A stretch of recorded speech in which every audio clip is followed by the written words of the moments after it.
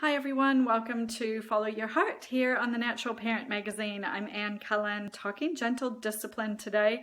Specifically, I am going to talk about timeouts.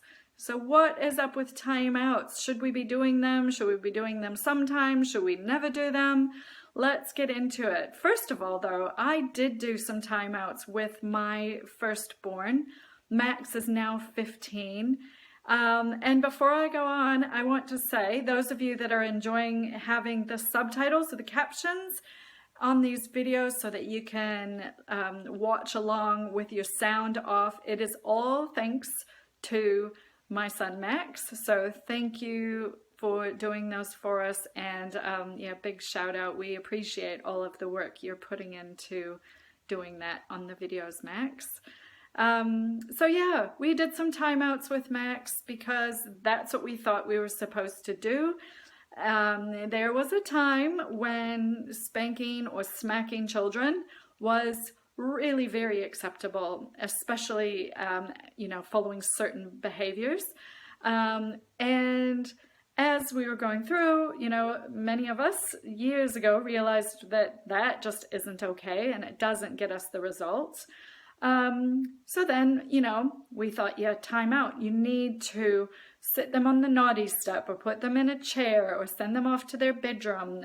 With our older children, it's, grounding them, all of these things. So really, it's still a very punishment-based,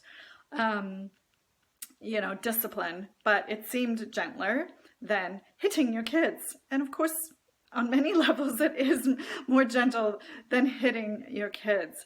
But it's no more effective. It is no more effective at all. So timeouts are out. We don't need to be doing them. They have no place in our parenting. So why? Why do we not want to do timeouts? Well, when our children are misbehaving, if it even is a misbehavior, if our children are misbehaving, if they're displaying really strong emotions and you think they're inappropriate or someone around you would judge them as inappropriate. In these instances, we want to do two things specifically. The first and most important is we want to maintain connection. This is the most important thing we can do in our entire parenting, is to build a safe, secure relationship with our child. Especially those of you who are considering yourself the primary caregiver of your child. Often that's a mom. There's nothing that matters more. Certainly, our DNA, our genetics affect who we are and who we become. Our environment affects that as well.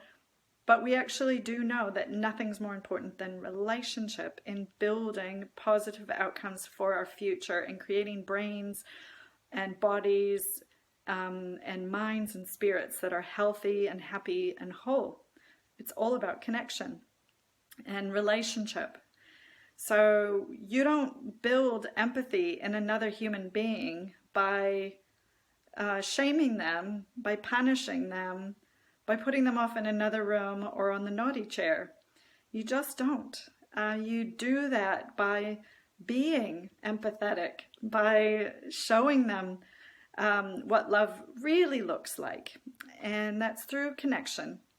So that's the main reason why we don't want to do timeouts. But the other is, when there's a teachable moment, you are completely destroying it by using that form of punishment. So we also want to grow a brain to think, to problem solve, to reason, to start to work things out and figure it out for themselves. Because I will tell you, as the mother of 12 and 15-year-olds, you won't always have your children with you every moment of the day. So what you ultimately are trying to do, I think, is create that ability for them to think outside of themselves, and to also reflect, so that they can see a situation for what it is, feel into their own self, and realize how they're impacted by what's going on around them, and then make good decisions. So if we're just simply saying, sorry, you can't do that, off to your bedroom, not only have we, you know, had a little impasse in that relationship that we don't want, but we're also not teaching them anything. We're connecting no dots for them whatsoever, except to probably tell them, you're not good enough, you can't do that, but they don't know why. And no, they're not in their room thinking about it. They are not thinking it through. They're probably just being angry at whoever put them in the timeout or sent them off to their room, or, you know, plotting their revenge or whatever it is, or they're directing that shame and anger onto themselves, or they're just trying to shut it all out completely and they just go off and play. You know, so it's just not effective for so many reasons. So what is effective, like I said, is keeping your relationship, maintaining connection, showing empathy. So we're not going to talk specifics about what to do instead of timeout today, but I want to know, are you still using timeouts? Like, has this triggered you now? Like, how are you feeling about it if you are using them? And now that you know differently, are you going to do differently? Are you ready to hear what the next step is? Or are you not going to pay any attention to what I've just said and just carry on doing what you're doing?